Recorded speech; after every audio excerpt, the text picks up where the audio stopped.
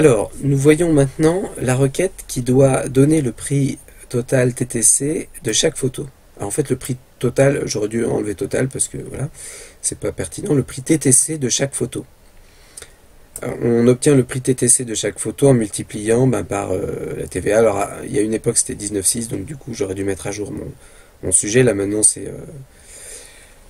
pas 19,6%, c'est 20%, mais peu importe. Prenons ce taux ici pour obtenir le prix TTC d'une photo dans cet exercice. Il faut multiplier son prix, celui qu'il y a dans la colonne Price, par 1,196. Alors là, ça va être facile puisqu'on a, enfin ça va être un peu plus facile que la requête précédente concernant l'auteur le plus jeune, puisqu'on a à utiliser que les données de la table photo. On vérifie quand même qu'on a le prix dans cette table. Donc on regarde les colonnes. On a bien le prix. Donc, si on avait à afficher le prix de toutes les photos, on ferait facilement un select price from photo. Et puis c'est tout. Testons cette requête. Voilà, on aurait le prix de toutes les photos. On fait simplement une projection, donc on n'enlève même pas les doublons. Voilà, on a le prix de toutes les photos. Si on voulait enlever les doublons, il faudrait, je vous le rappelle, ajouter le mot-clé distinct ici. Et on n'aurait plus de valeur en doublon. Vous voyez, on a déjà moins de valeur et on n'a plus de valeur en doublon.